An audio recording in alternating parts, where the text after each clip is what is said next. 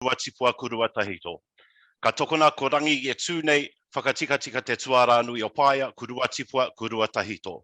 Ka tokona e tāne, ko toko maunga, rangi hikitia, rangi hapaenga e tū, ko te rangi e tūnei, me te pape e takoto nei.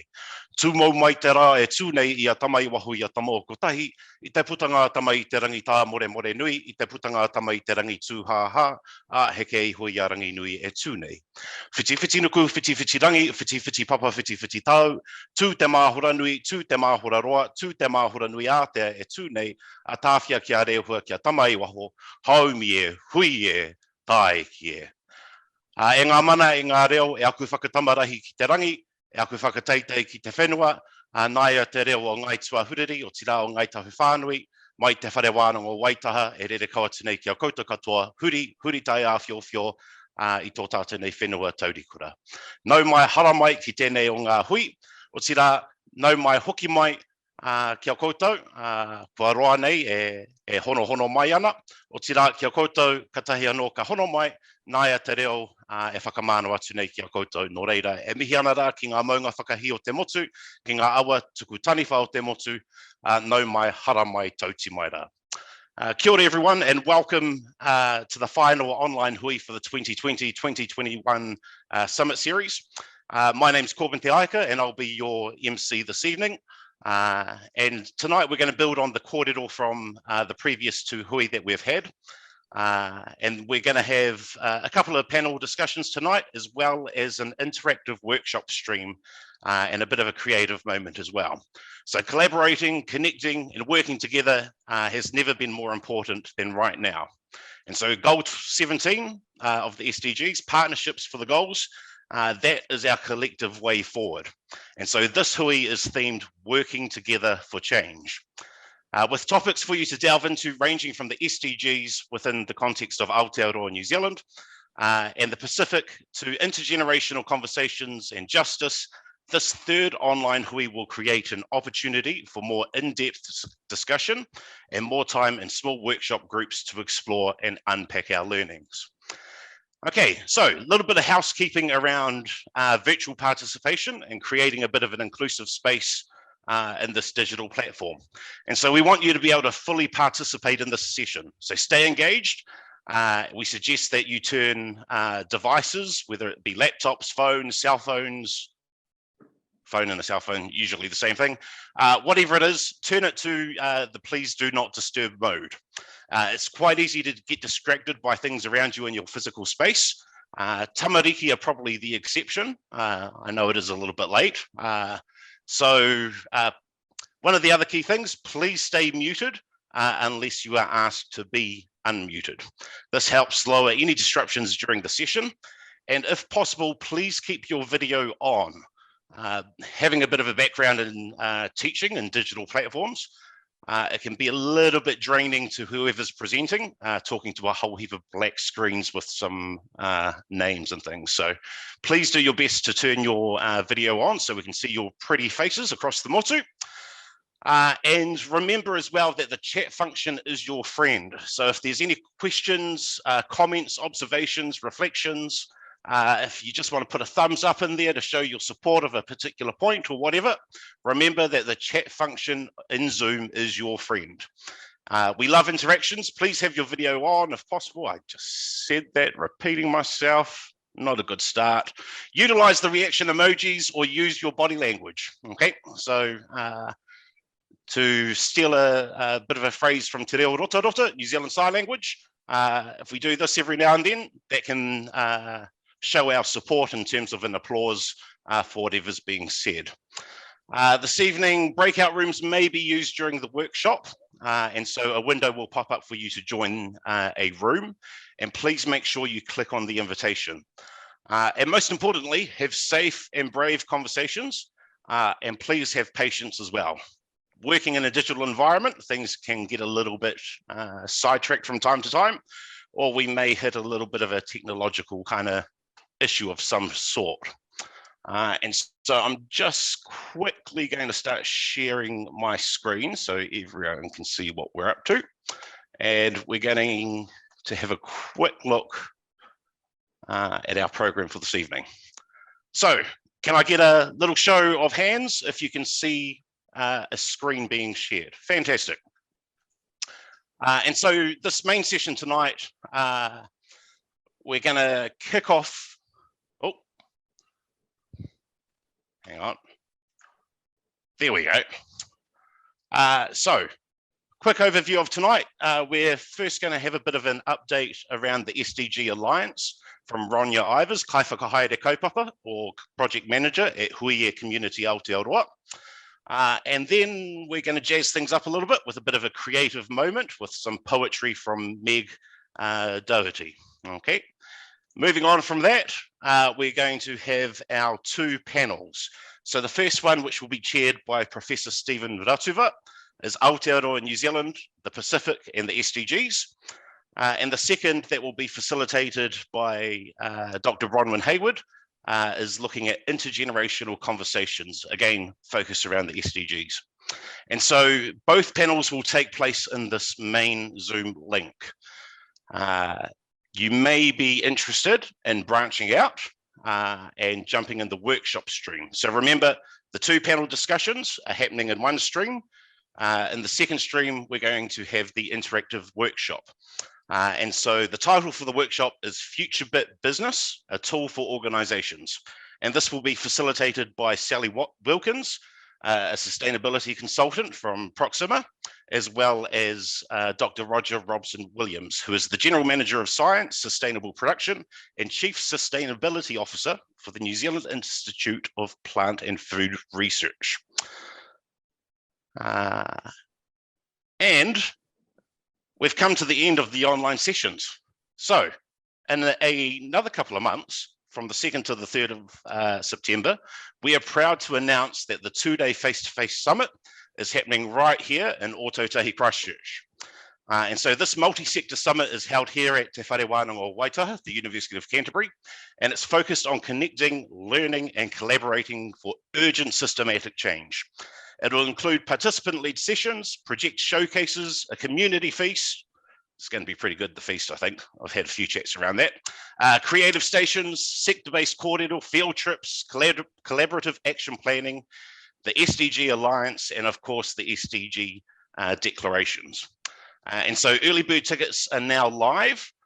There's a link up here that I think Eric is going to drop into our chat, so everyone can click on that. And get tickets and come down here to Ōtautahi Christchurch. Finally, just want to acknowledge those that have brought this kaupapa to fruition. And so the 2020-2021 Summit Series is co-hosted by Te Whare Wānanga Waitaha, the University of Canterbury, Te Whare Wānaka o Aoraki, Lincoln University, with support from Ara Institute of Canterbury and Christchurch City Council. And this would not have happened without our partners, Changemaker partner, Tourism New Zealand, our cultivator partner, Christchurch New Zealand, as well as our energizer partner, New Zealand National Commission for UNESCO. And, oops, clicked ahead of myself. See, technical little issues, we're getting over it, it'll be fine. It's not a sign of things to come. And also want to thank our Catalyst partners, Universities New Zealand and Natural Paint Company, as well as the Youth Scholarship partners to September Summit, Ministry of Education and Lincoln University, the Seed Sower partners, Seeds Podcast and UC Centre for Entrepreneurship, as well as our ticketing partner, Humanitics. All profits from ticket sales on the platform will go towards supporting Māori, Pacifica and disadvantaged learners to get equal access to digital education. What a cool initiative. Okay, so I'm going to stop sharing these slides here, but just in case if you haven't seen it already, there's a bit of a roadmap in terms of where we've been so far. So we had that first online Hui, See the Change. Geez, that was last year, I think, wasn't it? Feels like a long time ago anyway. We had the second Hui a few months ago, looking at Being the Change, and tonight, our third Hui, Working Together for Change. And again, this is all leading up to our two-day summit that we're having from the 2nd to the 3rd of September here in Ōtautahi Christchurch, Collaboration for Systematic Change. Okay. And now we're going to hand over to Ronya Ivers, Kai Whakahaere Kaupapa at Hui Community Aotearoa, for a bit of an update around the SDG Alliance. And so following her update at our March Hui, Ronya facilitated 2 workshops in June that explored what the role of an alliance might play and how it could support people and organizations across society. So, the purpose delved into more detailed discussion around the Alliance's vision, purpose, proposed structure, and how it can be responsive to Te Tiriti o Waitangi. Okay, and so that's building again on some of those discussions we had at our second Hui. And so without further ado, I'm going to hand over to Ronya. Tēnā koe, Ronya. Kia ora koutou katoa I tēnei pō. Kia ora kauben ki tu mihi me tu kōrero. Ko Ronya Ivers ahau he kai whakahaere kaupapa ki Hui Community Aotearoa. So thank you very much, Corbin, for the warm welcome. And you've summarised a lot of it already, so I won't keep you very long, but I really wanted to give you an update of what we've done since our March Hui. So for those of you who've been in touch with us in the past or have contributed to the kaupapa in the past, have had some input. So Hui has been looking at the role and viability of an SDG Alliance in Aotearoa, really to bring people and organisations together across Aotearoa who are committed to achieving the goals of the SDGs. So after we published the People's Report on SDGs in 2019, there was a desire to create an SDG Alliance. And so we've had quite a few conversations at the time, but sometimes these opportunities really need to be parked. And I think it would have taken quite a different shape 2 years ago to what it could be now. And so we're trying to take the learnings from the last couple of years to shape an alliance that is open and welcoming and accelerates change. So at the March Hui, I shared an initial concept of an SDG Alliance, and it was really great to see quite a bit of interest from those who participated, and really and we wanted to use the opportunity to develop the kōrero further with those who've showed an interest, but also those who've been participating over the years as well. So we then decided to partner with the Waikato Wellbeing Project, the New Zealand Coalition to End Homelessness, and Te Puna Oranga o Otaki to design 2 workshops. And as Coben said, those were held earlier this month. So the first workshop was really a visionary discussion, and we asked 4 questions around the role of an alliance, its key outcomes, and how it would add benefit at a national, regional and local level. At the Hui, we agreed on a statement of intent that sets out the broad vision and principles for an alliance, and also confirms the desire to work within a true partnership between tangata whenua and tangata tiriti. So second workshop was then held a couple of weeks later that looked into the more details of how an alliance could operate in practice. And we revisited what is called a Te Tiriti o Waitangi relationship framework, and how that sets the foundation for true partnership.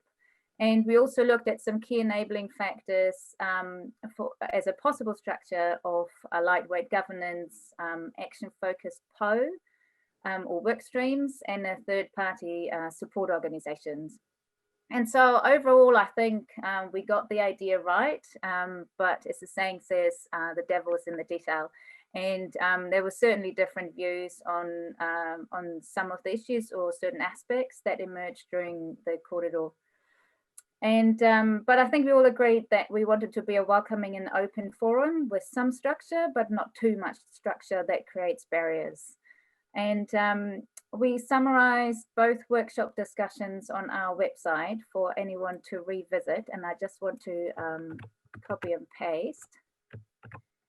Anybody's welcome to have a look and read through those 2 updates. And also, if somebody wants to have a recording of the workshops, we're very happy to share those as well. So just flick us an email at at hui.org.nz. So it's this, I'm just putting it in here in the chat. And so I think it's really important to us that we keep engaging with people who've had input and who would like to have input going forward, and also to provide feedback on how we've used input so far. And really want to thank everybody who's participated so far. And I know a lot of you are on this call as well, and you've really made a difference in the conversations. And so together with our partners, we will continue developing a possible structure or model based on the input that we've had so far, and will invite further feedback probably in the next month. And we will also start having conversation with some funders that we've identified. And in early September, we are hosting a session at the SDG Summit in Ōtautahi, Christchurch. And so that will really be a key milestone for the Alliance. And so again, I think, yeah, we'd love everyone to be part of the conversation. We wanted to make it as transparent and open as we can as we go through this journey of forming an alliance. And we've set up a LinkedIn group. And again, just popping it into the chat. So if you're on LinkedIn, please join us in our group and be part of the conversation.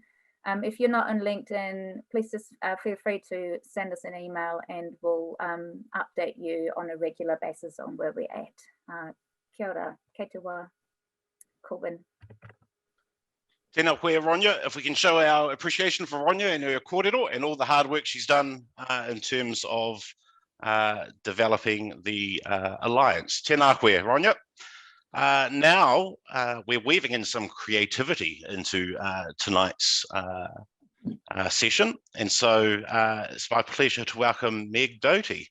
And so Meg is a sensory sensitive human with high empathy, making creative outlets essential. Feeling largely unboundaried is a recurring theme in her poetry. She is currently working as a teacher aide after finishing her studies in English literature and religious studies. And she is also a Global Shapers Christchurch Hub member, which is a World Economic Forum initiative. Nā reira, ho mai te pakipaki, kia Meg. Kei a koe te wā, Meg. Kia ora koutou katoa. Thank you very much for the welcome. That was lovely. I feel very lucky to be here and to be involved with this initiative. And it's great to hear more about the talks that you guys have already had. Again, kind of see the evidence of why it's good to gather like this. Good to still be able to do it digitally, but it would be looking forward to doing that in September in person. And so the conversations this evening are around, collectively actioning change. And so the poems that I'm reading focus on the quality of connection between people. Empathy, as you talked a bit about, is something that's very present in my life, and I've found to be a really important part of identifying issues and coming together to work on them. So I've got 3 poems for you this evening, not too long, and they do get more hopeful as they go on, I promise. So the first one here is called Prayer. I am tiring. My arms have stayed up since the heavens opened while they drown my town. My palms have been turned towards them all week. I will not bring them down. Until we are all placed in prayer this way, I will not stop. With our heads fallen back, our muscles sore from the strain and the weight of the rain from the holding of ceasing attack. It's the beginnings of the wettest winter we'll have after the warmest autumn yet. We are tilting toward a dichotomy of boiled air, wild snowscape, a binary, dry and wet. And I know the bathtub dynamic of the ocean sloshing constantly to and fro, but it seems to be swinging more like the pirate ship ride from years ago, crashing and carving out of rock and forest, fine bone and stone sand. And she seems to be crumbling, fraying and splitting, all torn apart, our body, our land.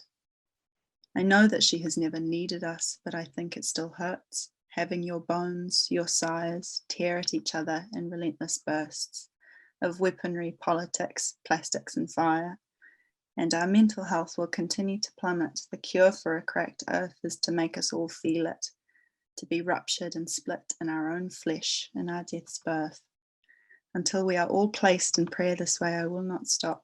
With our heads fallen back, our muscles sore from the strain and the weight of the rain, from the holding of ceasing attack. I am tiring now. My arms have stayed up since the heavens opened, while they drowned my town. My palms have been turned towards them so long, but I will not bring them down. That's the first one. They do get more hopeful.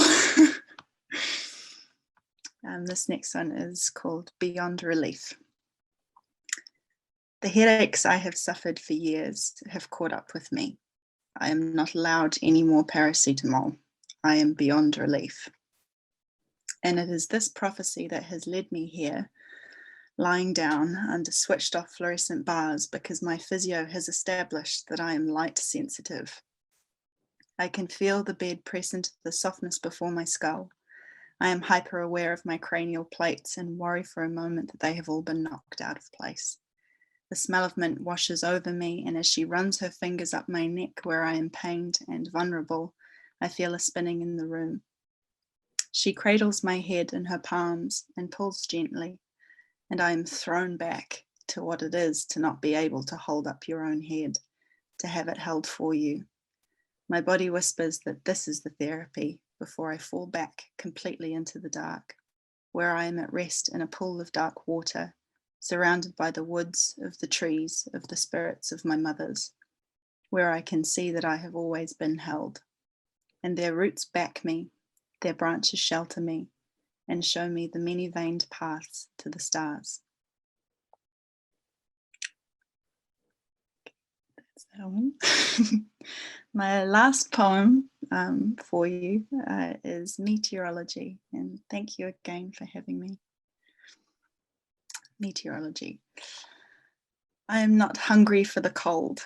It does not beckon me the way it does when I stand in Linda's Pass, all gold tussock and grey road, grey cloud, indistinguishably hard to me. There I crave the snow, the crystal, to top off the rounded but dramatic landscape, to complete the palette for the triptych of road trips in the South Island. Drama feeds me, and the thought of leaping from a moving vehicle in pelting sleet, bolting for the hills with frosted dirt under my feet, to the dismay of my friends craning from their seats to get a glimpse to catch me and reel me back in before I bound my way out into the cold is what drives me. But not today. The air is close, and little breezes trick me into feeling like I am being touched all the time. And being the sensitive sensory soul that I am makes it hard to want anything else, to be hungry for anything other than more of that touch. I am not moody today. There is nothing in me indistinguishably hard or grey, newly and unashamedly soft in the way that chocolate is so quick to melt, it seems almost eager to be liquid, fluid, and solid no more. Every block one with the other, no boundaries or snap separation, all warm and sweet, rich and temporary, each square touching all the time, my inside no warmer than my outside, the outside just as warm as you, and I am tricked always into thinking that we are always touching too. So no, I am not hungry for the resetting, the icy drift, driving rain and sharp drop of cliffs. The idea of seeing you, of being with you, when I know I am not there yet, is enough for me today to tease with, to play. I will relish the water hitting my skin when it comes and pours, but it is enough today to be here and be warm. Thank you very much, everyone, for listening, and I will hand it back over. Tēnā koe me. Oh, yeah, no, I'm on. There we go. Tēnā koe Meg. Thank you for taking us on a journey of your poetry. I must say I did get a little bit distracted for a moment when you started talking about the pirate ship ride. It's got to be one of my favourite memories as a child. But again, thank you for joining us this evening, Meg, and sharing your creative works with us. So now we're only running a minute late, which is pretty good for these sessions, I must say. We are now turning to our parallel sessions. And so got a little bit of a tech update. I know I asked everyone earlier on to keep your videos on, but due to a few connection issues we're having connecting with some of our speakers that are out in the Pacific, I'm not too sure which way it is from where I am, still figuring out the space. Would like everyone to switch off your video for the first panel in particular, okay? And so the 2 panel sessions are in this main room, in this Zoom link here, okay? And so panel 1 is Aotearoa New Zealand, the Pacific and the SDGs, which will be chaired by Professor Stephen Ratuva. And the second panel, which will flow on at the conclusion of the first, around about 8:10, 8:15, is Intergenerational Conversations, which will be facilitated by Dr. Bronwyn Hayward. And those of you that are interested in the workshop stream, it's a very much a interactive workshop. That's entitled Future Bit Business, a tool for organizations. There is another link for that, okay? But a warning, the workshop stream finishes at 8:30 p.m, okay? But the main room will continue on until 9 p.m. And just a reminder as well that all of the sessions are recorded. And those of you that are interested in the interactive workshop, there will be a link popping up in the chat now, if it hasn't popped up already. And so go forth, have fun. Remember, have brave, courageous conversations. And we'll see you all back here towards the end of the evening. And so we'll just give it a minute or two. Oh, look at that. We've caught up already. Now we're 2 minutes ahead. This is great. And I'm going to hand it over to Professor Ratuva, who's going to be chairing this session. And so Aotearoa New Zealand, the Pacific and the SDGs. New Zealand is a Pacific nation and interfaces with other Pacific nations in many ways that have a direct bearing on our collective SDG goals. This panel will explore some of these pathways and offer a critical reflection on where to from here. How do we work together for change? So, without dragging things out any further, I'm going to hand over to Professor Stephen Ratuva, Director of the Macmillan Brown Centre for Pacific Studies here at Te Whare Wānanga Waitaha, the University of Canterbury. Kia koe te wā, Stephen. Oh, Blubaraka, Common. Thanks so much for the very good introduction. It's quite late now, still in the office. My day hasn't finished yet. I'm cold and hungry. I'm not sure who to blame for that. It's going to be a very, very dynamic discussion. I'm absolutely sure about that. We have some very interesting speakers, very experienced experts in their own areas. And in this cold evening out here in Canterbury, it's going to keep us warm intellectually, and also physically, I'm sure. Now, so we have 3 speakers, including myself. I'm supposed to be facilitating it at the same time, provide an introduction. First of all, thanks so much, Corbin, for the introduction, and Erika and Matt for the invitation, and Aotearoa SDG Alliance for organizing this very, very important series of seminars or panels, which is on a very, very important aspect of contemporary development in the world, and of course Meg for the lovely poem. Now, the panelists for this particular session, which is on the Pacific and Aotearoa relationship, Associate Professor Troy Levetaki, Diana Hinch, and Rahinia Tipoki. I will introduce them later, just before they do their presentation, just to make sure that you still remember who they are and what they're all about while they're speaking. Because when you're listening at night, people's memory tends to be fading away pretty fast. Now, they will be speaking, or we will be speaking for, because of the time, well, we're trying to manage our time here to make sure that we finish on time. Common has, been able to save us a few minutes. We'll try our best to save as much time as possible for the final session for the evening. Now, the speakers will be speaking for about 6 to 8 minutes. we've asked them to limit themselves to that so that we can have more time for discussions later. I think it's important to raise some of the issues which they will be raising. They're experts in their own right, and I think it's important for the audience to participate as well. And we'll try and finish this session by 8:15. It's 7:32 now, and we're still on time. Now, for the first 5 minutes, I'll probably get the ball rolling by providing an overview. I have a lot of hats.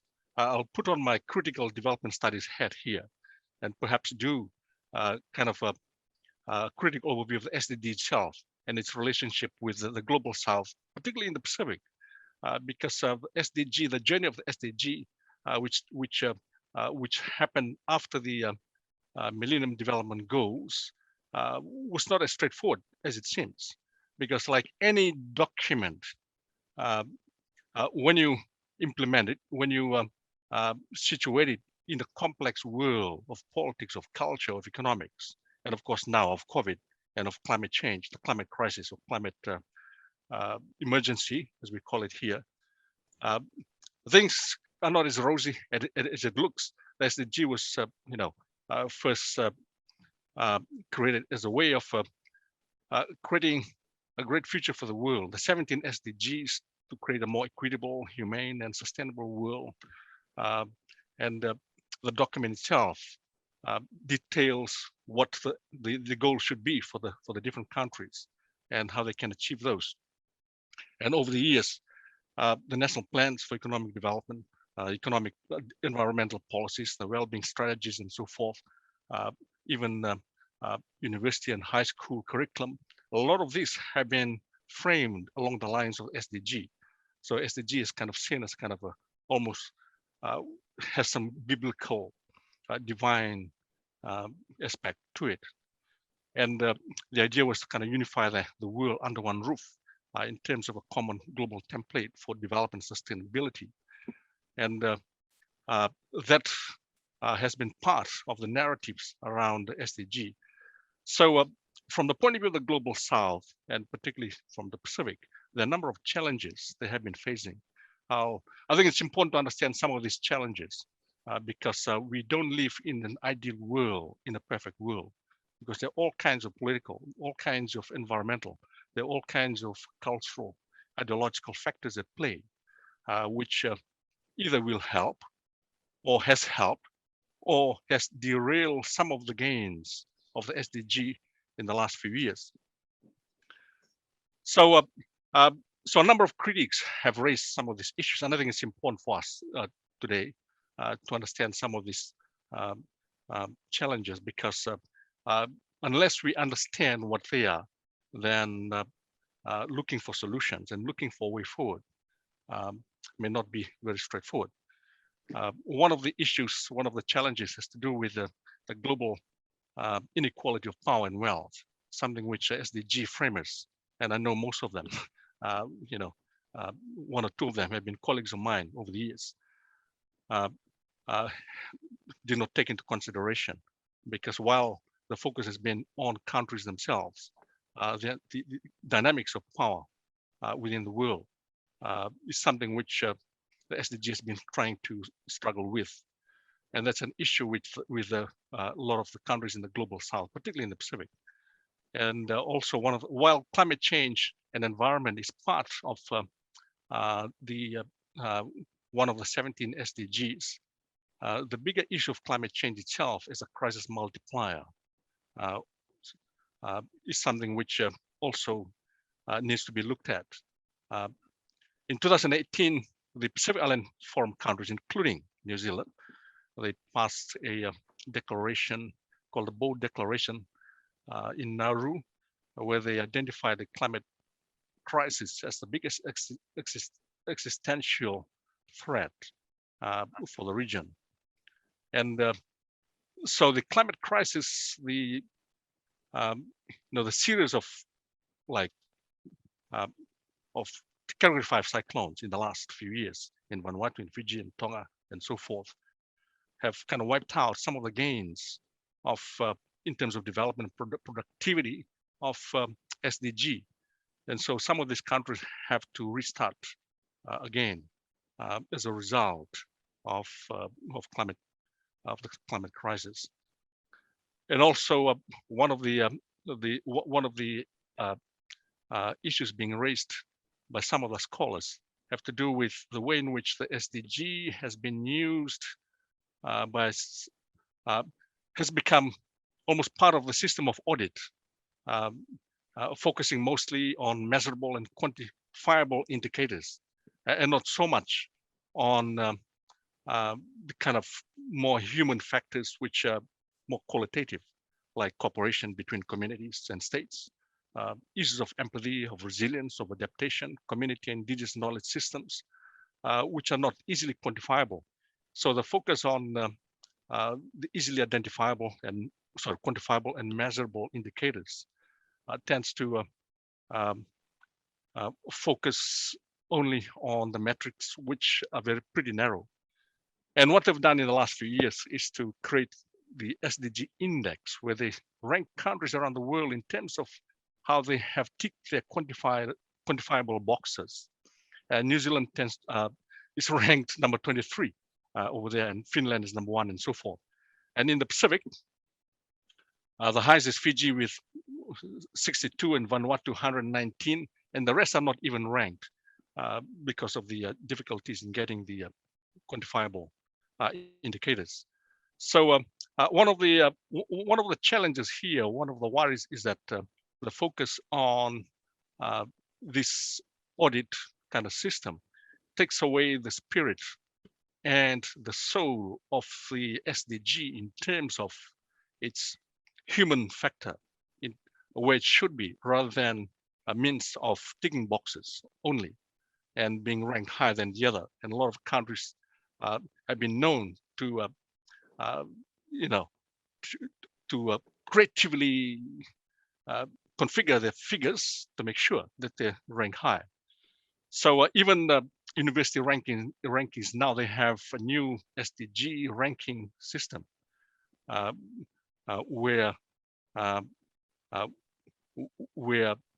they rank the activities of universities in terms of SDGs. And again, this is linked to the Elsevier and Scopus system. They make billions of dollars out of publication, academic publication every year. So it's very much linked to money, not so much linked to the spirit of the SDG in terms of improving the well-being of people in the world, but rather how you can tick boxes and they make their money, Elsevier and Scopus, and then and rank university in relation to that.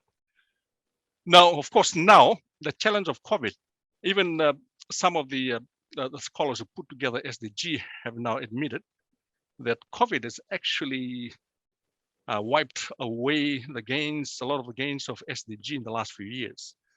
Something like 1.7 trillion US dollars has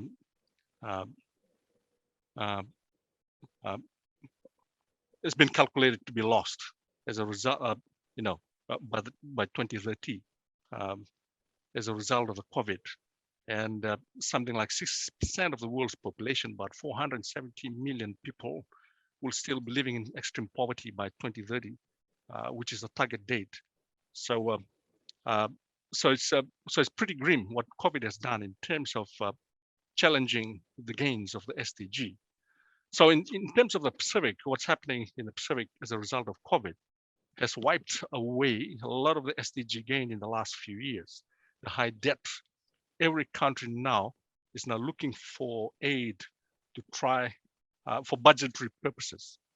And the rising poverty and the job losses in Fiji now, of course, as you in the news about the raging COVID-19, this new variant, the Delta variant, is getting the country into deeper and deeper debt. So a lot of the gains have been lost over the years.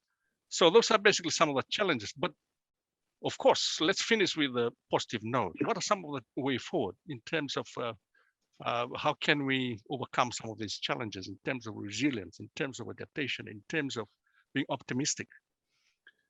Now, one of the ways in which SDG, in fact, some scholars have actually said that SDG is now dead, but some are more optimistic, said, hang on, it can't be dead. Depends very much on how we breathe life into it. It's just a document. So there are different ways in which we can breathe life into it, particularly from the point of view of, let's say, the Pacific and other global South countries. One is that SDG can be part of a kind of social protection and recovery mechanism for the losses which COVID has created.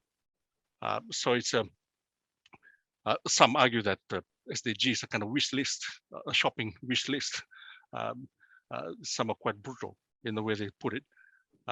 But pragmatically, countries can start reconfiguring the SDG, ideals of the SDG to refocus and rearticulate the process of recovery from the COVID. COVID has devastated economies, especially in the developing world, in the global South countries. And also climate change or the climate crisis has done a lot of damage in terms of achieving the SDG goals. So SDG can be reconfigured as a kind of climate mitigation and adaptation mechanism in a very creative and innovative way. That can be done. You take it and reconfigure it in a way which suits these circumstances.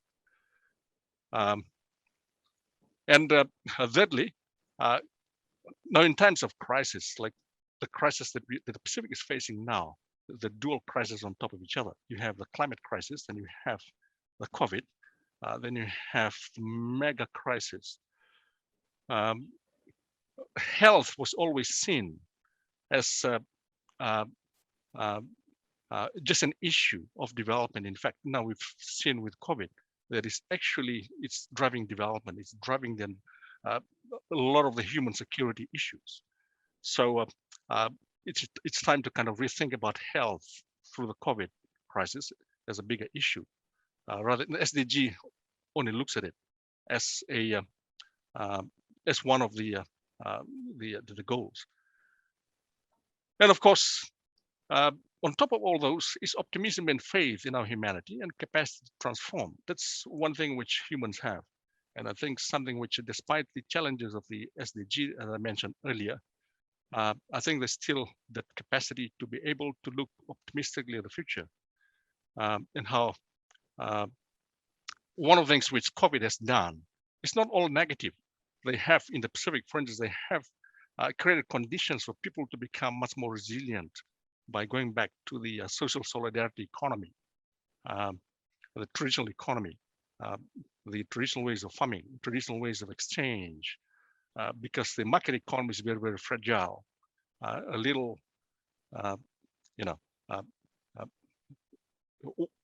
little passing, whatever it is, and the market begins to crumble in different ways.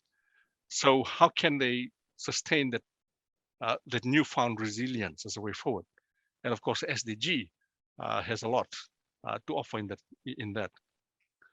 So so there are there are huge challenges for the Pacific Island states. Just the other night, just to finish off, on Tuesday night, I think, no, Wednesday night, in the evening, about 5 o'clock in the morning, I was on a Zoom with the United Nations Security Council team. And the presentation was to do with small island states and how can small island states in the Pacific have representation in the Security Council. There hasn't been any Pacific Island state represented in the Security Council. And one of the points I raised was to do with the political complexities in the world within the UN system. And certainly with the SDG, there are a lot of these complexities which small island states have to go through in order to achieve their aims. So achievement of those aims is not a straightforward ticking the box exercise. There are all kinds of forces at play, which they have to engage with. Now, I have a great pleasure, after confusing you in that introduction, let's now go to the real stars of the night. Now, we had a bit of difficulty earlier on. We were a bit worried about the connection with our Pacific colleagues from Samoa and Vanuatu. We managed to connect with Samoa. So Associate Professor Choi Levetayaki has been able to, or would you like to click on your video, Dr. Vetayaki, so that they want to see what Samoa looks like. Oh yeah, there you are. Yeah. I know you still don't have a government there, but maybe very soon.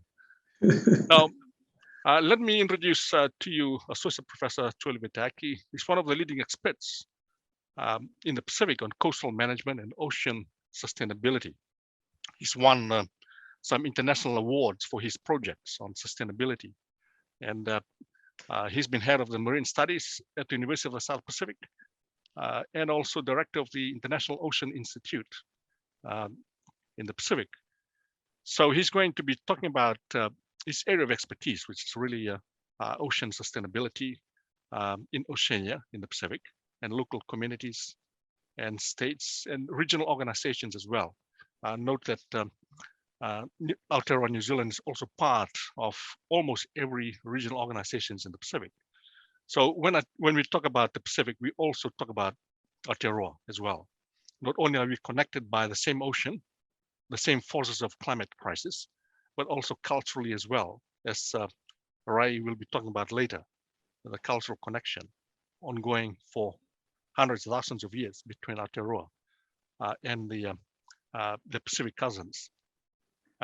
So Associate Professor Choi Levetayaki, your 6 to 8 minutes, please. I think I have taken away too many minutes.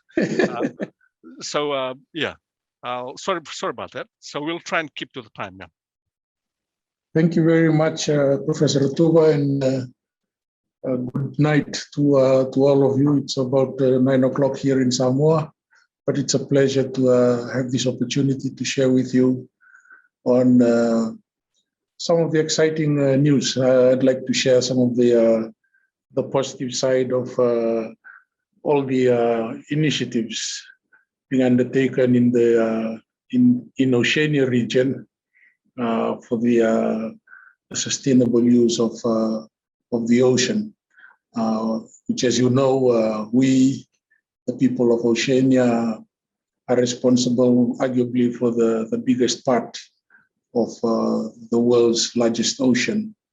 We unfortunately are dominated in numerical terms by our smaller states, the Pacific small island developing states.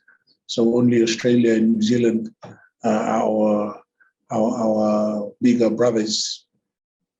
So together we are responsible for sustainably managing about 38 million square kilometers of EEZs, and out of that, exclusive economic zone, out of that about 30 million square kilometers are under the care of small island developing states.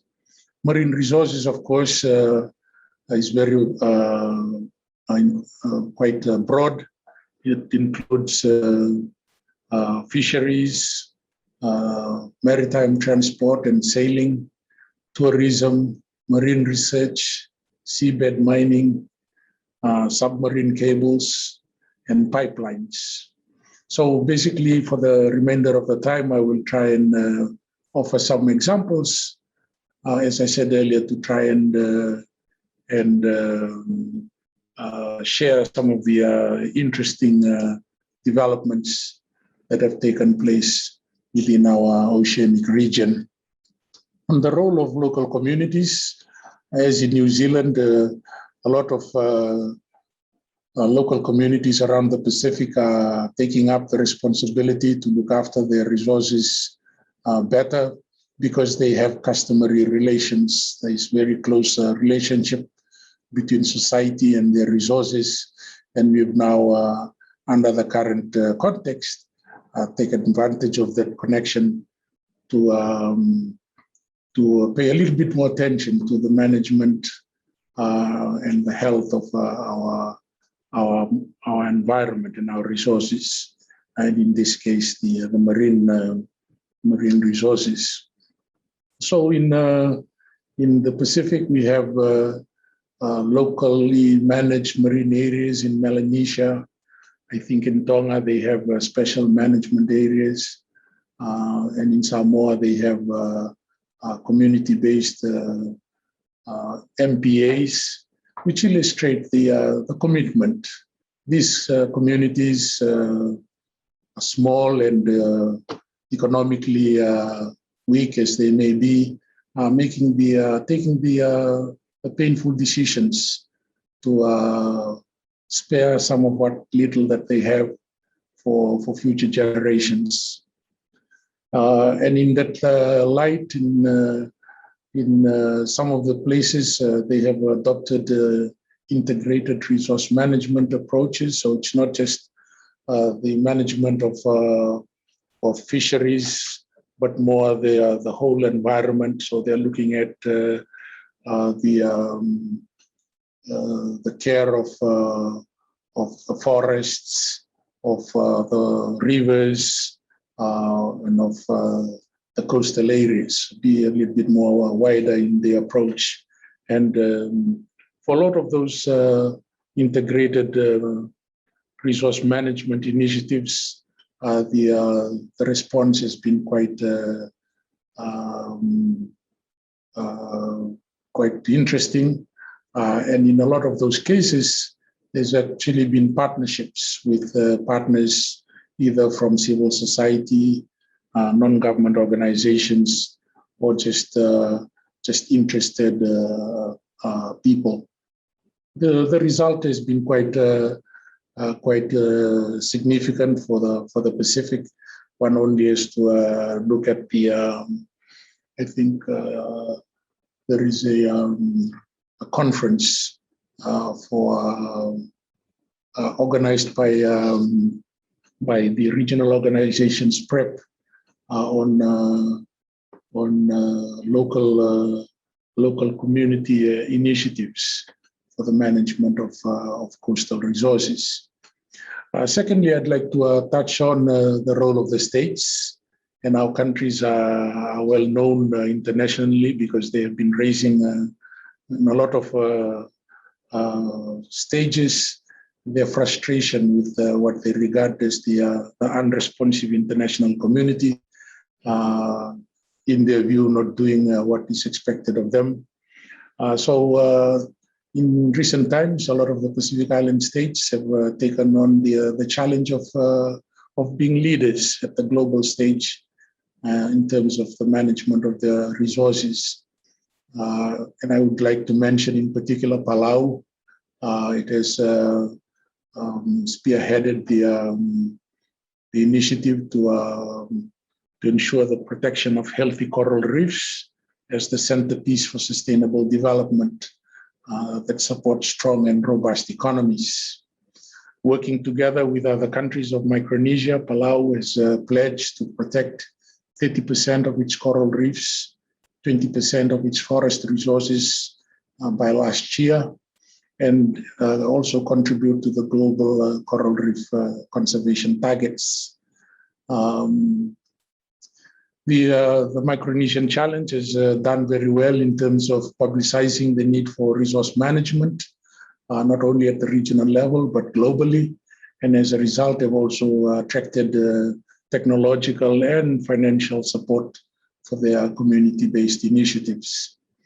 Palau has also gone a step further, and in 2020, January 2020, commissioned the Palau National Marine Sanctuary, which was hailed by the Ocean Conference as one of the world's most ambitious ocean conservation initiative.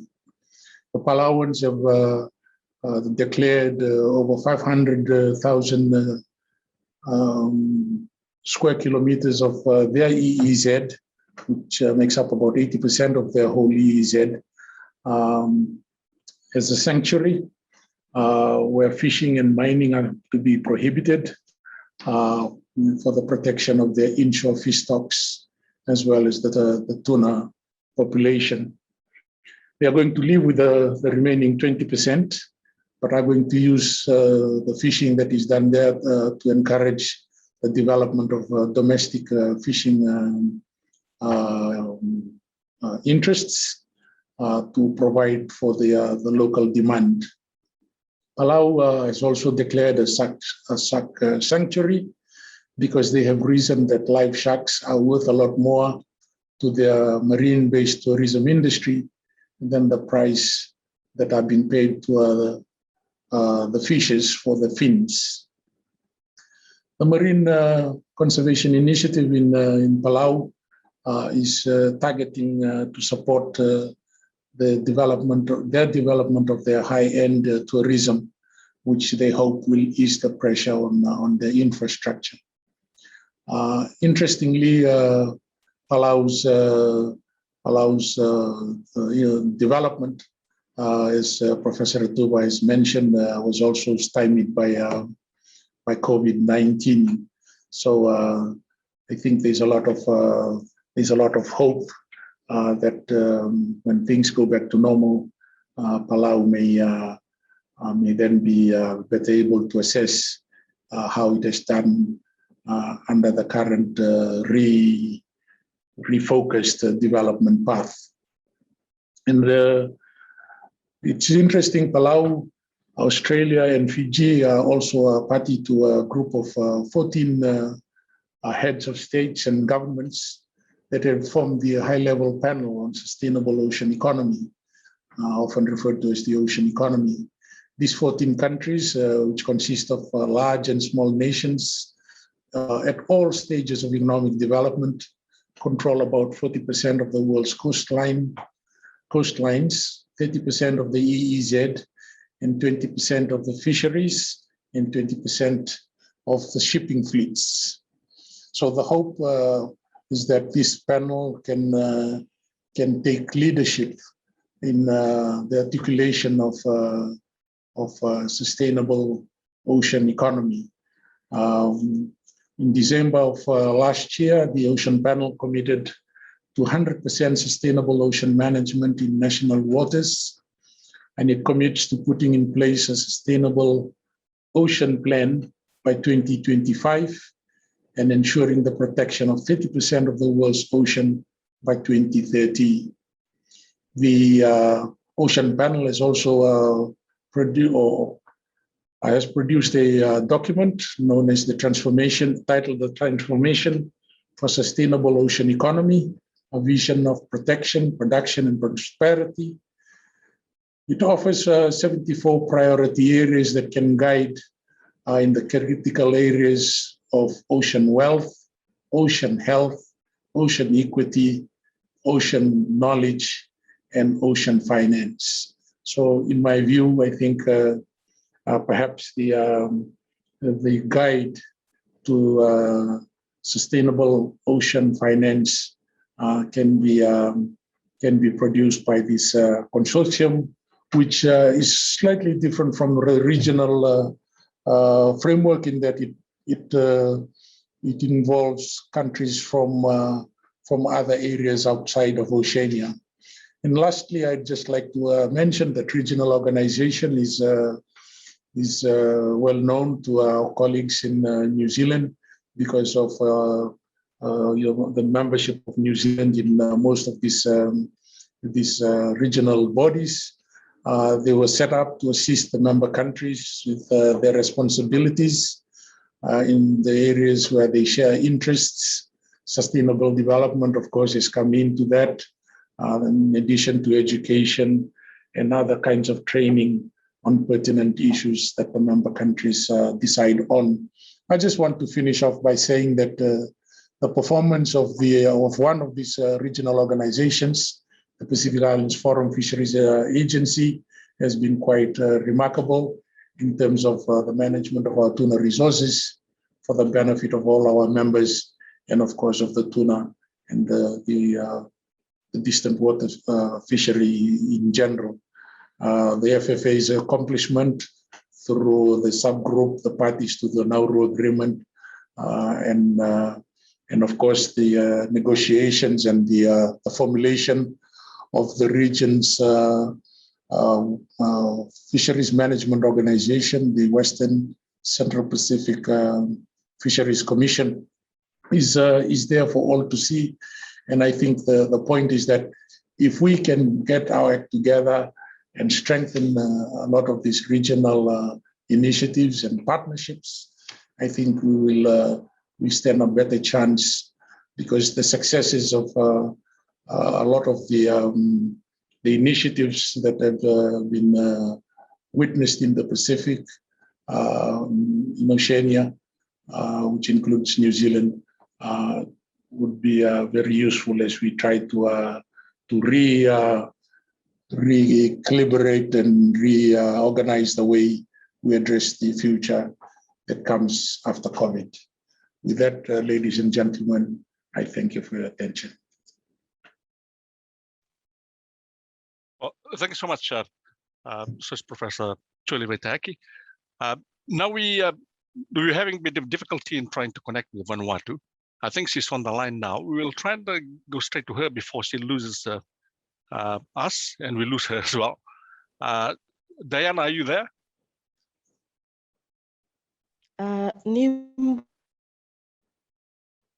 Hello, we can hear you a little bit. Yeah. Are you able to hear me? Oh yeah, sure. Please carry on, please. So you have 6 to 8 minutes. Okay. Oh, let me just quickly introduce Diana. Now we're able to connect with her.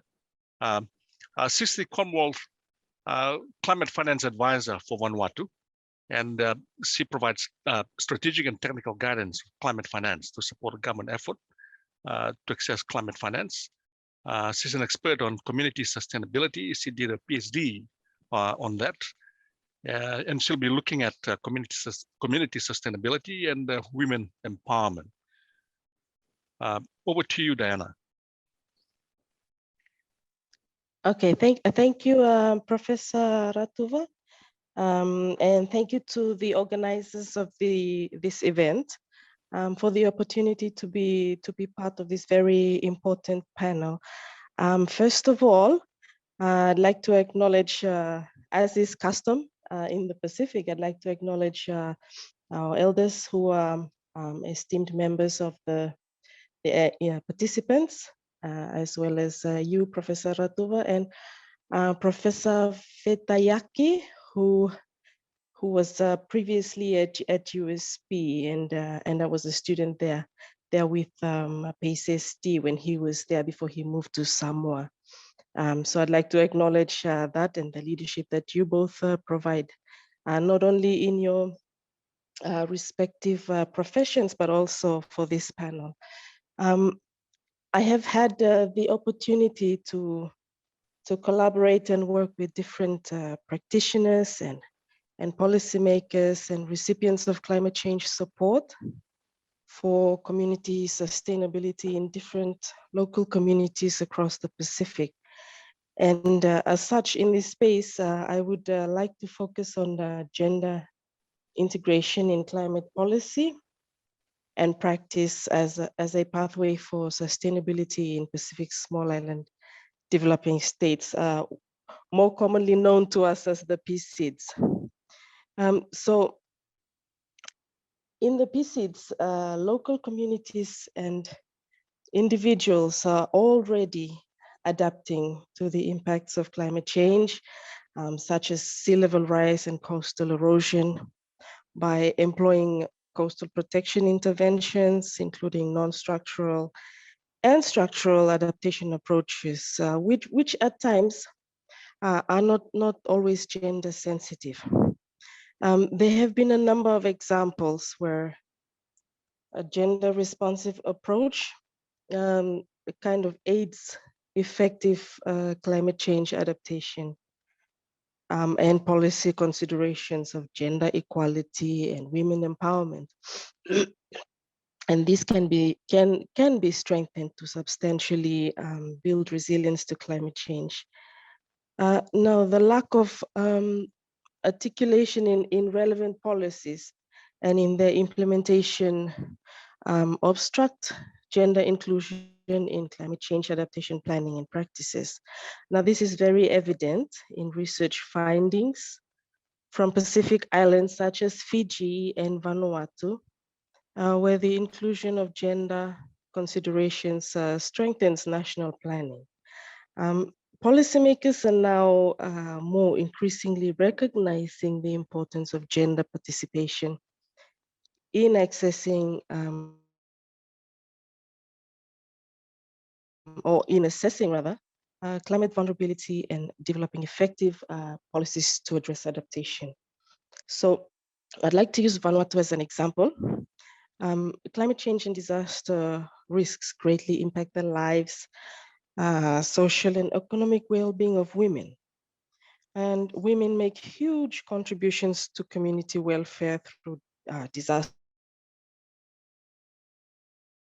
preparedness, through disaster response, as well as disaster recovery. And all this, as we know, contribute to sustainable development and sustainability of local communities and contribute to economic empowerment. So the government in Vanuatu has acknowledged that it is vital that women have full opportunities to participate in policy development, decision-making, and implementation at all levels. And as such has included gender mainstreaming in its national climate change and disaster risk reduction policy. So if you are familiar with the climate change and disaster risk reduction space, you will be aware that Vanuatu is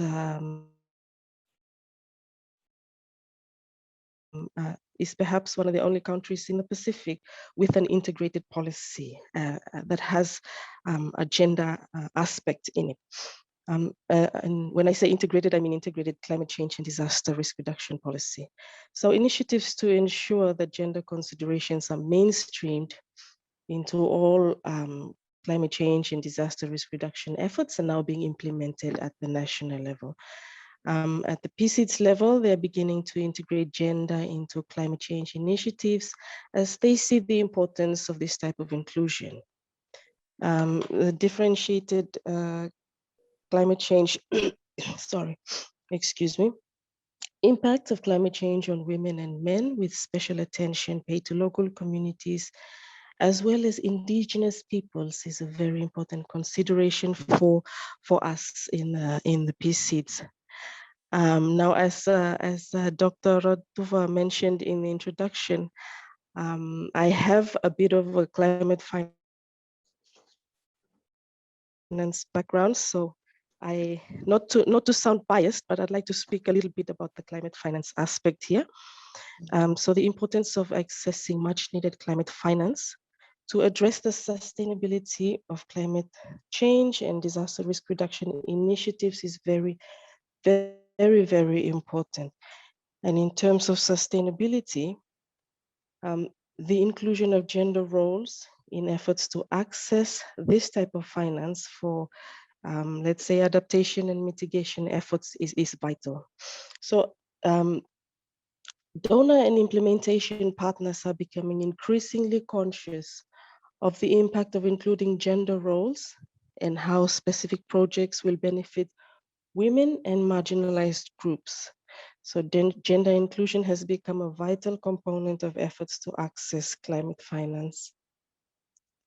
Perhaps, I hope my 6 minutes is not yet up, but perhaps I'll just sum up here and say that while tackling climate change and disaster risk reduction, it is vital that gender inclusion is considered at the policy level as well as in practice.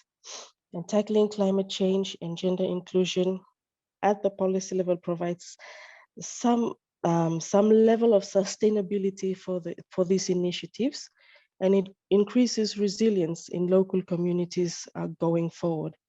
So the inclusion of gender and specific roles and implications in efforts to access climate finance runs, if I may say, in parallel with policy efforts, and in the long run, it will ensure inclusion of minority groups in sustainable development initiatives. I think I will stop there. Thank you, Tomas, from Port Vila. It's 6 or 7:11 here, 11 minutes past 7 here. So I hope I have shed some light on the topic that I was asked to speak on. Thank you, Thomas. Thank you, Thomas. Thank you so much, Diana, for a very interesting presentation. So we are right on time. So thanks so much for being very timely and a very interesting presentation indeed. So last but not least, I know we're running out of time quickly, is Rahania Tipoki. Ray is an ecologist, he's a naturalist, he's a farmer and oceanic voyager. He was captain of the Maori Waka, which sail around the Pacific with other Pacific Waka a few years ago, and connecting the Pacific and Aotearoa and the rest of the world, and how this connected to ocean sustainability. And of course, the connection between the Pacific and the Maori world. So Rahania, you have a, we'll try and push it by a few minutes, although it's 8:12 now. We're supposed to finish at 8:15, but we'll push a few minutes further, so to give you time to sail. Tēnā koe, Professor Tuva, tēnā koutou. Tēnā koutou ngā kai whakahaere, kia koe Corbin nā hau I whakatū te arawhata ki te rangi, kia tau mai ngā manaakitanga ki rungi a tātou tēnā rā koe. I'll try and make this quick. I've been asked to talk about the connections between Aotearoa and the Pacific. There are so many things, you know. I went to university, Victoria University, and I did a degree in ecology and a double major, a BA in Māori studies and te reo Māori, and learned all about how we are connected to our Pacific brothers and sisters. But it wasn't really until I met our waka te mataua Maui in 2010 and started to voyage throughout the islands that I really realized how much of a connector the Pacific is, and how the term Māori is actually a fairly recent term. Before using that term, the term Māori was only used when strangers came to our land, Pākehā came to our land. Before that, we were known as Ngāti Kahungunu or Ngāti Hine Pēhinga, or whichever hapu you belong to, and those hapu were nations. So I work now, I haven't been on the ocean for a while, but I work now to strengthen our hapu nations, understanding that the New Zealand nation is actually a breach of Te Tiriti o Waitangi. So when and I'm taking Corbin's advice to be brave and courageous, and when I see that New Zealand is a Pacific nation, New Zealand is a Pacific nation and that it exists in the Pacific, but the Māori nation is a true Pacific nation, and that it has genealogical ties with the moana and all of the peoples and creatures of the moana. When I was flown up to Tonga in 2010, I sort of blew open my world, and I realized I was part of a Pacific family. And as I went around, you know, I've sailed over 40,000 nautical miles around the Pacific to over 50 different islands, and everywhere we go, we feel like we're coming home. And that was one of the dreams when I first realized I had the opportunity to sail to the islands. I believed I was going back to Hawaii, going back to our homeland. And certainly everywhere we go, it feels like you're being welcomed by your aunties and uncles. And so when we talk about development, I know I don't have much time, so I need to get these things in. When we talk about development, I feel like, well, you know, sustainable development goals, I feel like as Indigenous peoples, we are at a different starting point, and our ability to sustain ourselves was removed from us a very long time ago. So we're in a different space. And I feel like when all those, it definitely felt like going back in time, going to the Pacific Islands, and yet village life, you know, the value system that we talk about a lot here is inherent, and it just is so clearly a part of everyday life throughout the islands. We've got so much to learn about how to be in sync with nature, and only taking as much as we need. Yeah, I feel like that time for me, the 10 years I spent going in and around the Pacific was so powerful, you know, because we had learned about the difference between waka, for instance, and the tall ships.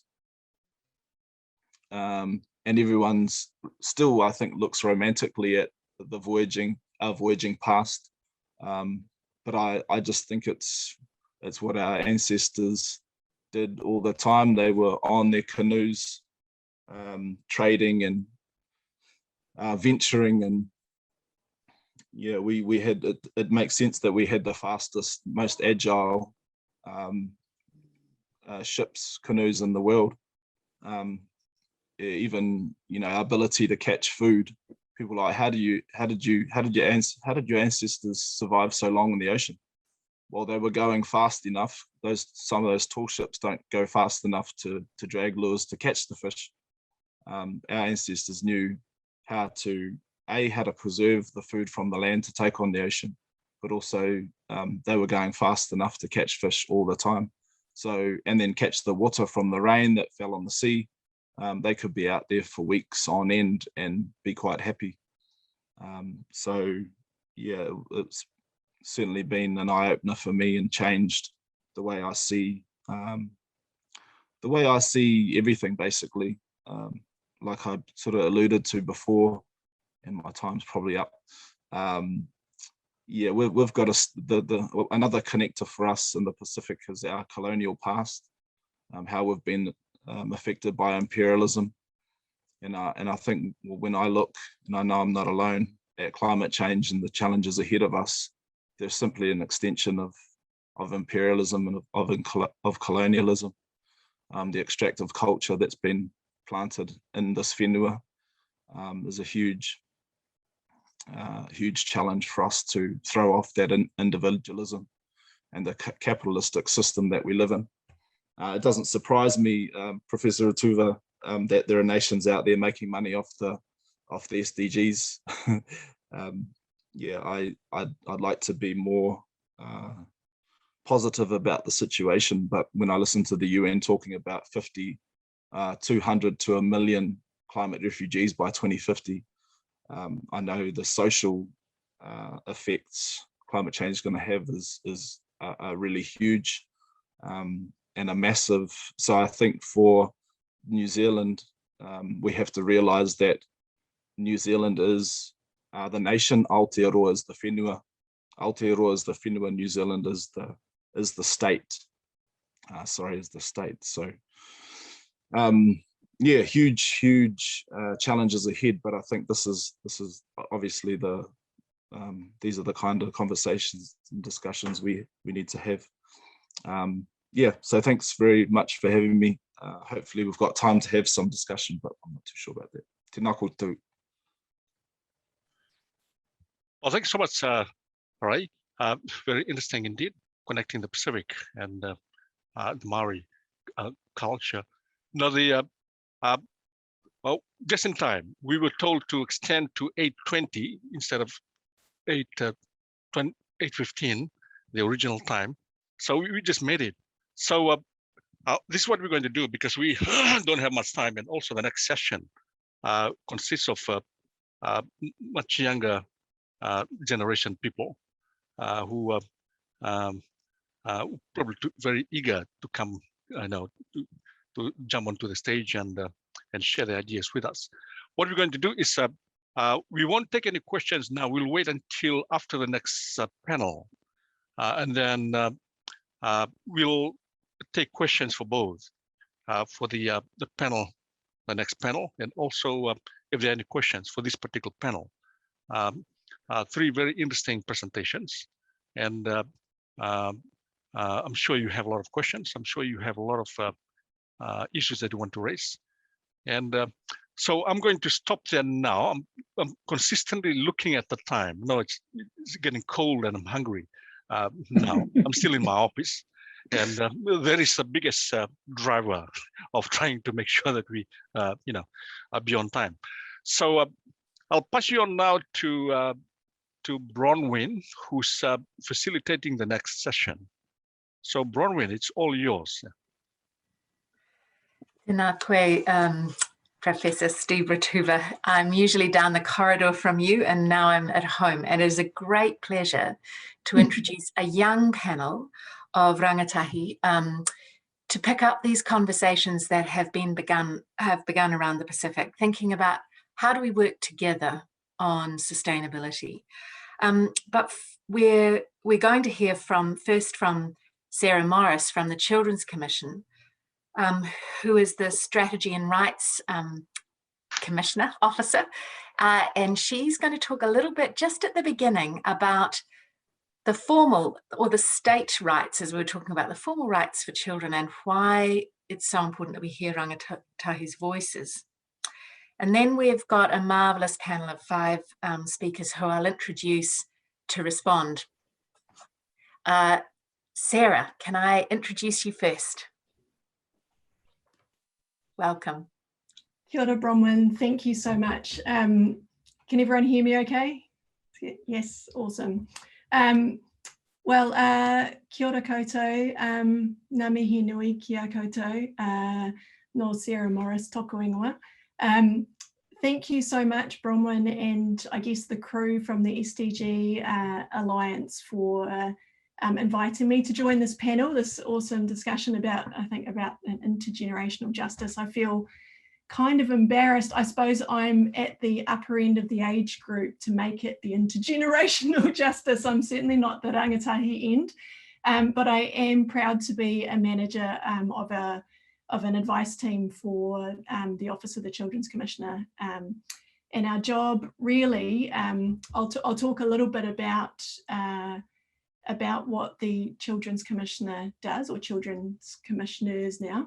And I was sort of reflecting this afternoon around children's rights and the link between the SDGs. So I'll focus a little bit on that, but I'll be pretty brief in my comments so that we can hand over to our rangatahi to hear what's going on for them. And yeah, just want to say hi to you all out there. So I've worked at the Office of the Children's Commissioner for about 4 years, and when I came on board I was managing the Children's Rights Program. I've got a background in international development and always in children's rights, but in sustainable development also. So my last role at UNICEF was very much linked with the SDG. So it's a joy for me to connect the dots for you this evening. So the Children's Commissioner really, the office is an independent Crown entity. And we have 3 functions really. One of the functions is to advocate for children and young people for their rights, interests and well-being. We also have a role to monitor how the government is caring for children in state care. And we also have a role in both providing platforms for children and young people to have their views heard and to advocate for children and young people as well. So we've got, I think, 23% roughly of our population here in Aotearoa are under 18. That's a quarter of our population. But of course, for children and young people who don't have a vote and are not paying taxes in the same way as adults do, they tend to not have as much power and influence in the systems of our country that's set up for adults. So that's an important role for us to ensure that we're advocating for them, but also allowing them to have their views heard. So recently, the office went through a bit of a process to think about what our next strategic priorities were. And we came up with a new vision, which I think is quite an exciting one, for all mokopuna. So mokopuna using the kupu there to mean for us, all children from sort of conception to age 18, for all mokopuna to live their best lives. So that's pretty cool. What does that mean, I suppose? And so there's 3 elements of that, I think. One is that regardless of their background, for all children to grow up in family and whānau with the things that they need to thrive.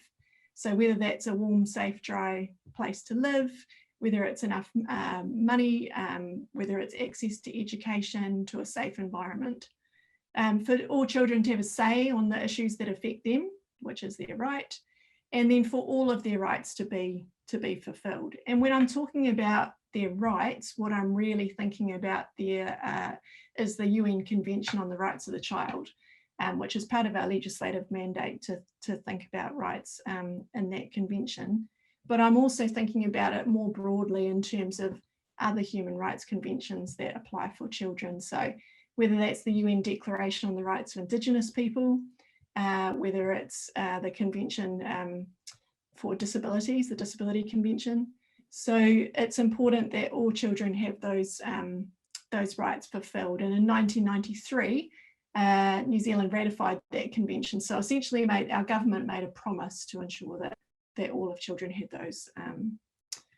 those rights fulfilled. So when we think about the universality of the SDGs, and we think about how the sort of tagline, if you like, is no one left behind, it's quite similar to the principles around the convention too, for all rights for all children. So there's a lot of alignment there.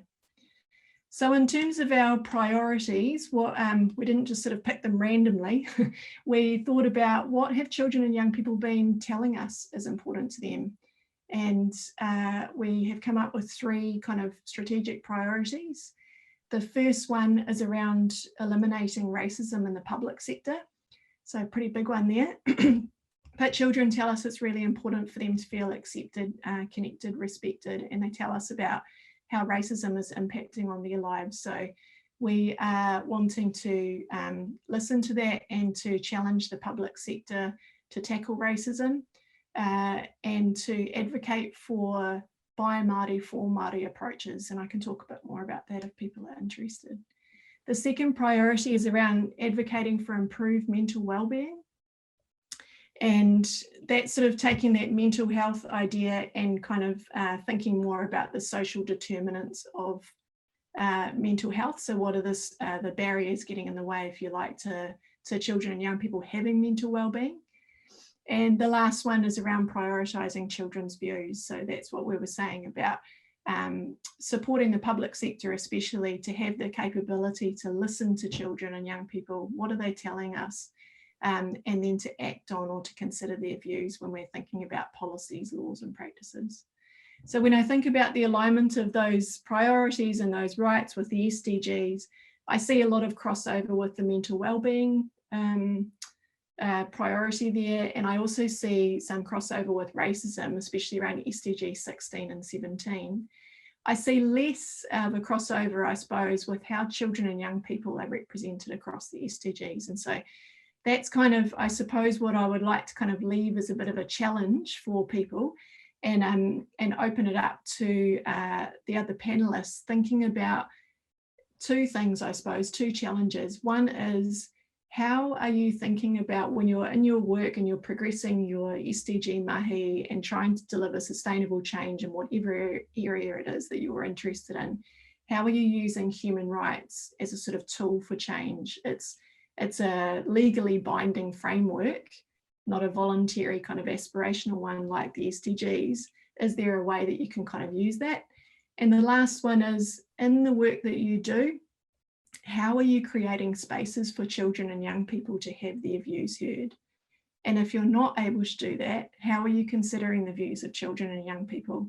And if you want to be extra in a really good way, how are you sort of applying that intergenerational justice kind of approach to your work and giving up some power and control so that children and young people can also be really close to those decision-making processes? So yeah, that was a bit of a whirlwind. I know I only had a few minutes, but Bronwyn, I hope that was helpful, and I'm really excited to hear more from the other panelists. Kia ora, that's great, thanks. What we were trying to do is broaden away from this very closed and instrumental way we've thought about sustainable development, which is around things like recycling plastic bags and saving water, and to actually thinking about issues of justice and rights. And so now it's a really great pleasure to introduce some people who've been doing a lot of work in their schools and in their communities Can I first, and you might have to wave and turn your cameras on, can I introduce Aotearoa Hamilton, who is also with Marlon Sumalu.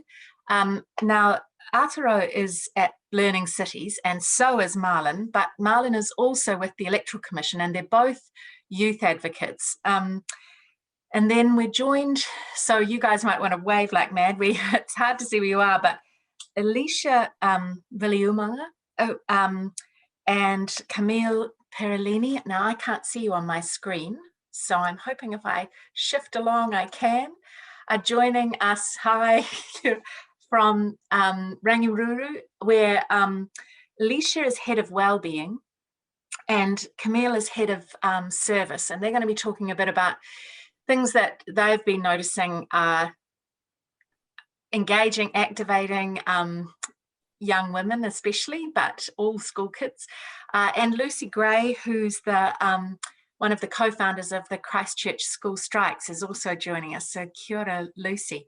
But maybe if we start off, Aotearoa and Marlon, seeing as you're together on the shared mic, that's easy for conversation. What kinds of sustainability issues do you think matter the most for you, and what are the kinds of barriers and opportunities from your point of view that need to be tackled? Oh, kia ora, Bronwyn. Thank you very much for the introduction. Yeah, I mean, in our role, I guess, as an advocate, you know, it's an interesting term, and we put ourselves under a lot of pressure as advocates, right? But I think one of the biggest challenges or barriers that we face is ensuring that it's always a proportional kind of representation when we're speaking to young people. And that's not to negate any champions or leaders who are already acting in a space, but also making sure that when we are advocating, we're upholding the mana and the tikanga that are required for young people to be able to be heard. And both, I think Marlon and I are quite passionate about the youth voice and how it can be enacted. I mean, yeah, we can talk a lot about the things that we've done, but I guess moving forward, what we'd like to do, you know, are bigger and better. So that's me. Do you have anything you want to add, bro? Yeah, I guess, hello everyone, talofa lava. So yeah, I guess some of the biggest barriers that we face in our mahi is just trying to get everyone represented at the table. And I know that can be a quite a generic term, but for us as youth advocates is making sure that we're uplifting and engaging our rangatahi to make sure that their voices are heard. And this, and in our work as well, we're not only doing this in terms of politics and voting and enrolling, we're actually constantly trying to broaden our horizons and find new ways and new initiatives of engaging rangatahi in this way. So we're talking about events, different kind of community engagement initiatives, joining boards as youth advisors and trustees. And we've even been approached to help a couple of institutions and boards find ways of having youth represented on their boards. So yeah, but the challenge there is trying to bring young people to the table. And yeah, hopefully we're making progress in that space.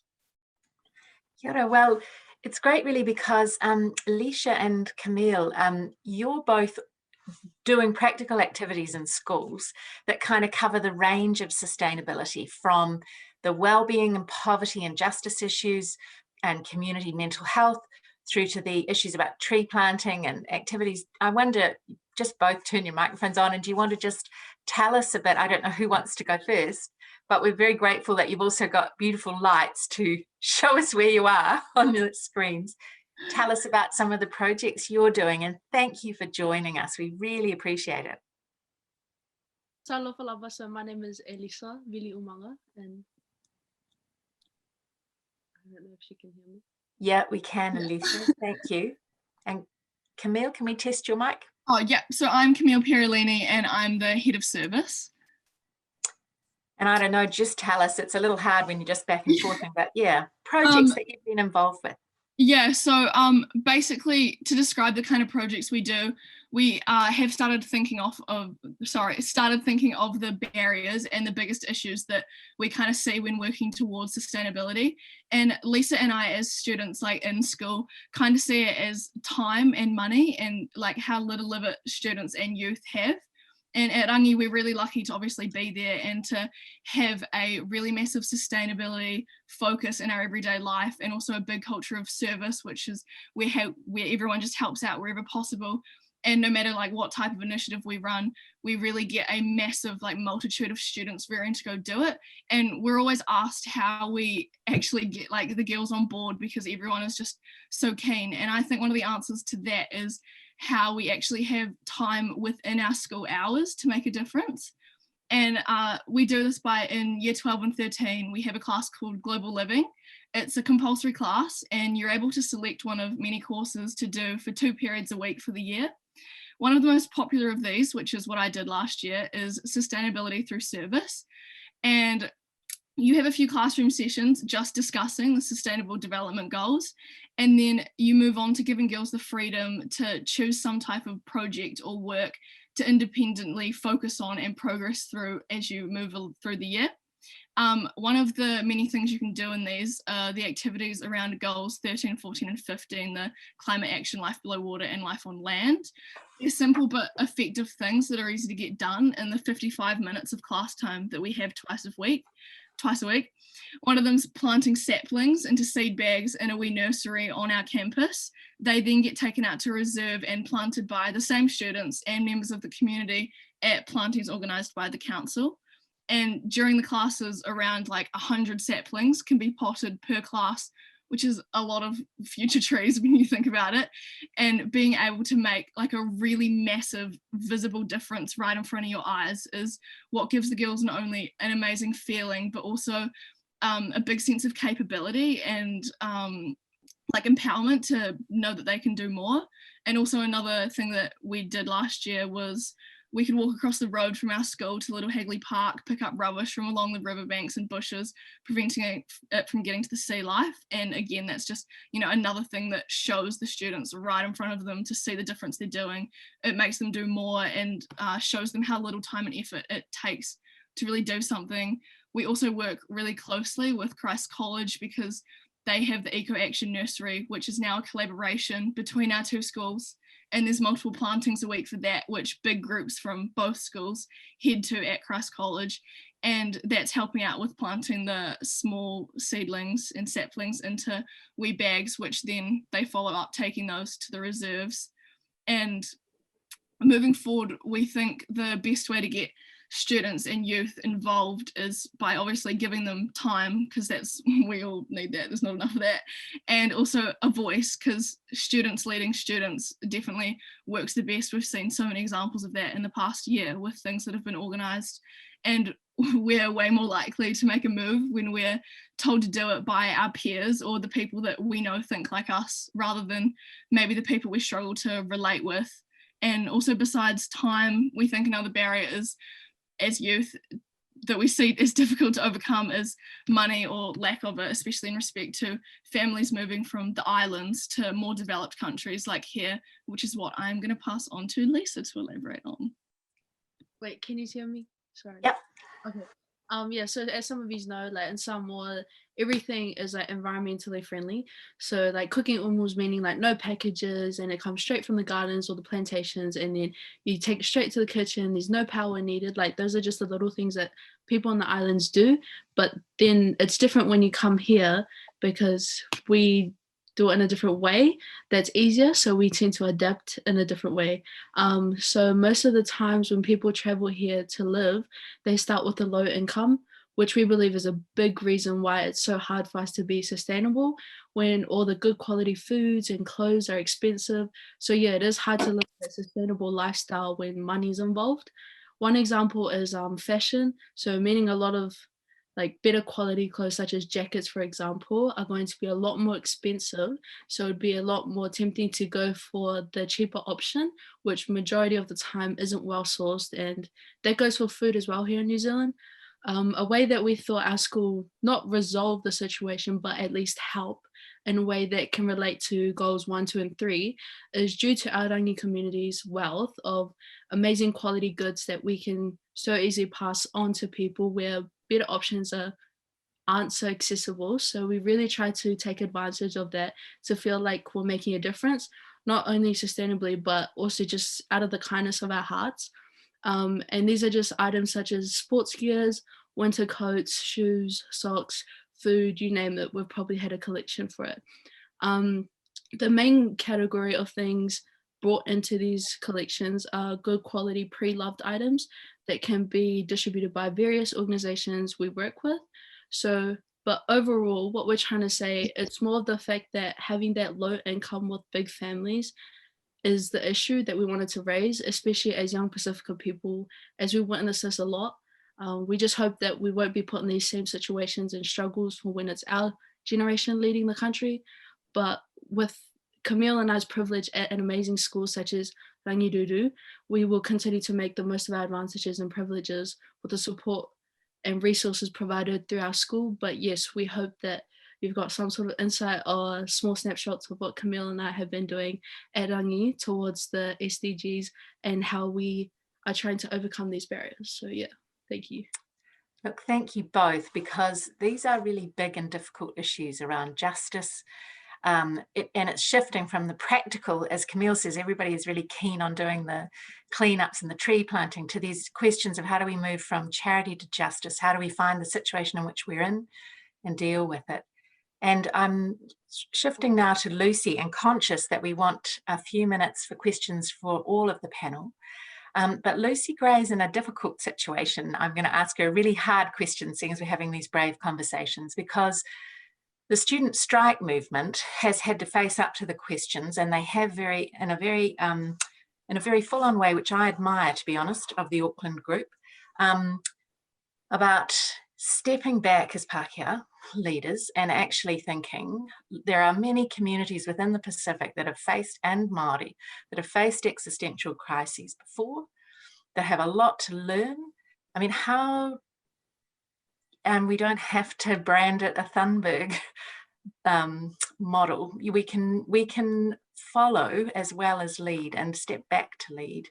So Lucy, how is Christchurch, and from your perspective, how are we dealing with these difficult questions about how we cooperate and work for sustainability without actually silencing other people and the issues that are really important to them? Kia ora, Bronwyn. Yeah, cool, Lucy Tukonga. Thank you guys for having me.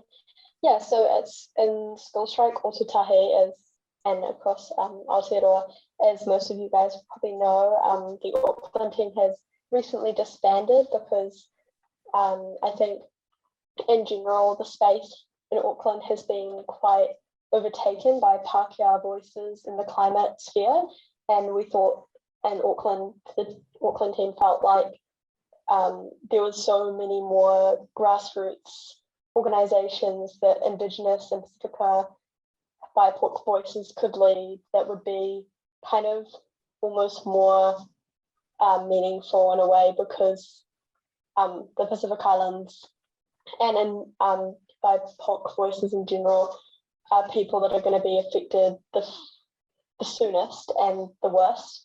So it's kind of really important, we feel at School Strike, to give everyone a voice, but especially Indigenous people leading, supported by Pākehā people.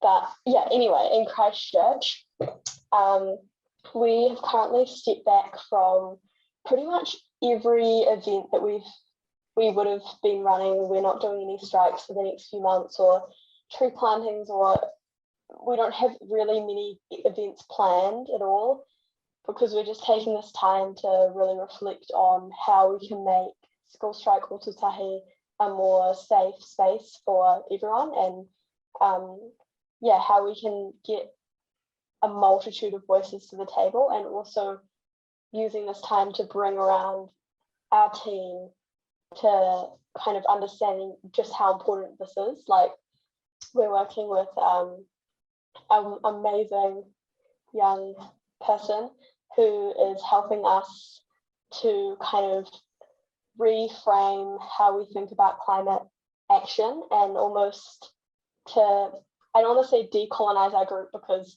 our group was never colonized because we are predominantly Pākehā, but I do feel like we definitely need more representation, 100%.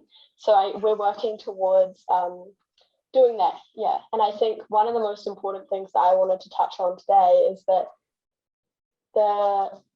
as most of you already know, the climate action space has been overtaken by a lot of people who hold a lot of privilege, because to be an activist, you have to have a large amount of privilege to start with. It's so much easier to be an activist if you're a neurotypical white male person with financial privilege living in Aotearoa, because you already have a really good basis to be able to, you have a good foundation, you have people that are going to believe what you're going to tell them, and you also have the resources to actually be able to speak up about these issues. So when, one of the things about Christchurch, and while we're not disbanding as a group as of yet, one of the things that is important to notice is while some people might see like, oh, but there were no Indigenous groups in Christchurch before, there weren't any youth groups in Christchurch before school strikes. Yeah, like there weren't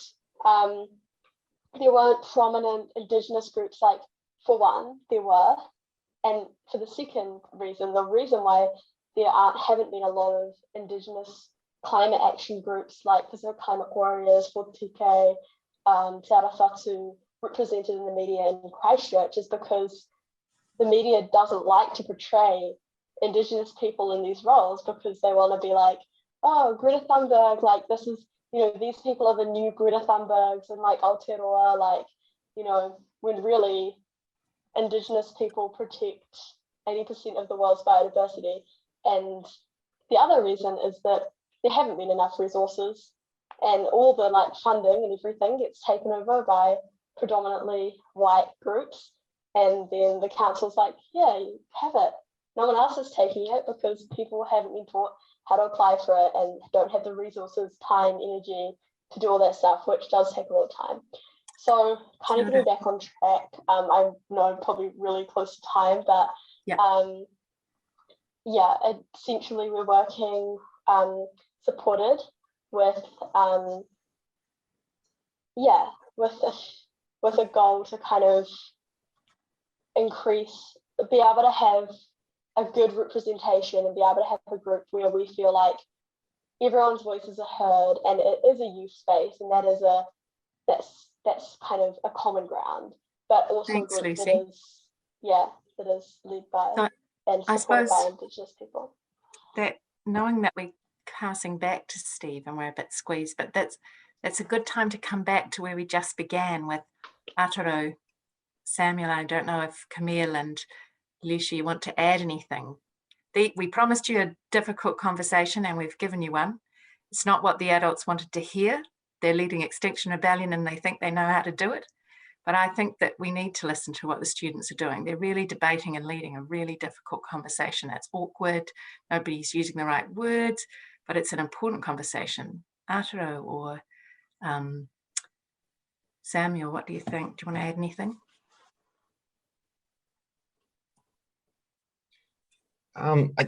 If I may, and thank you so much everyone for sharing. It's really interesting. I mean, this realm of young people, right? And we've got so many great leaders, and I totally with everything that's been said, around this kind of, I guess there's a privilege in sitting on an intergenerational panel, but there's also a privilege in being able to speak your truth. And so I think that's important to acknowledge. As rangatahi, our role is totally to make sure that I guess the point I raised earlier was that our voices are heard, but having representation is challenging in itself, and I think having a platform, or whether it looks like being able to excuse my kinesthetic style of communication here, but whether it's being able to understand that coming from two different directions and meeting in the middle is the way that we approach things, rather than coming to loggerheads. And I guess that's the metaphor I'll just leave with everyone. I'd love to answer the questions that were thrown out by Sarah, but we'll do that offline other time probably. Thank you. Alicia, Camille, do you want to add anything just as we hand back to Steve?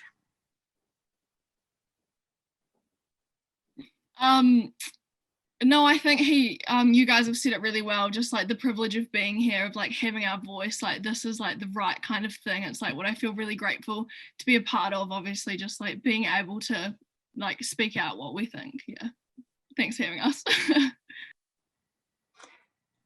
And Marlon, I should apologize. I keep calling you Samuel because one of my lovely students is called Samuel Marlon. I just reversed it. That's okay.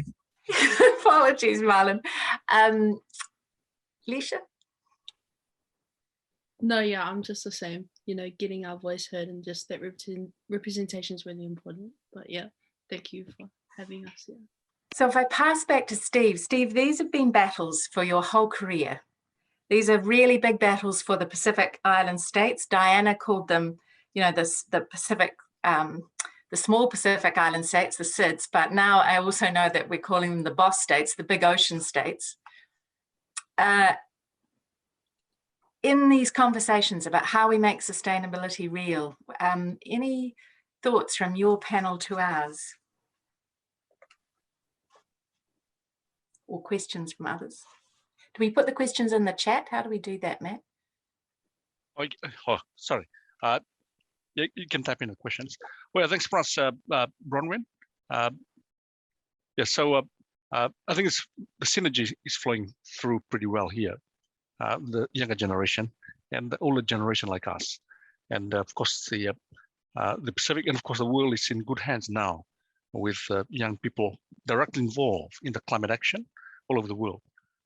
Not your usual activists like us in the old days, but young children, which is great. So maybe the question by Bronwyn, is there any anything our panel, Rai, Choeli, or Diana would want to raise in relation to Bronwyn's question?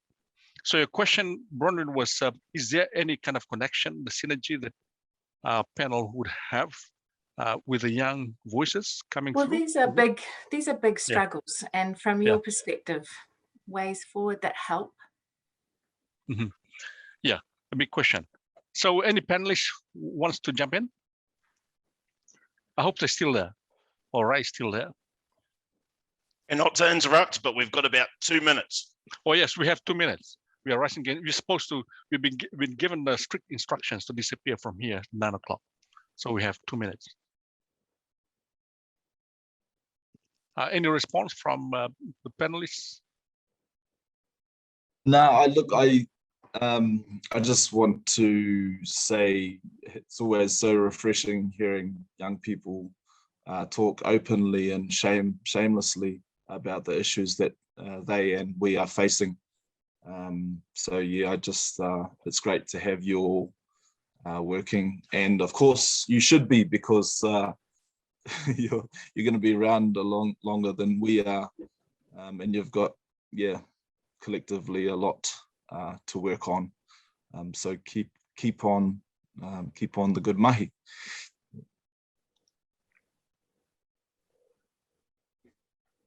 Yeah, thanks for us for that, right? No, we have 1 minute. So is there anything else you want to say, Bronwyn or Choeli? Or Diana, if you're still around? I see Ihorangi has asked a question. Maybe Sarah, do you mind replying in the chat about how to support rangatahi to make sure they're heard in the Office of Children? Kia ora, Bronwyn. I've put my email address there because I know we're running out of time, but we love hearing what children and young people have to say, and a big part of our work is encouraging others to do that. Loads of advice online about how we go about it, but my email address is there as well. And Donald Quick's got a question to everyone, which is probably a good way to end this really thought-provoking, if rushed, discussion, which is how much power are you willing to give up to make progress?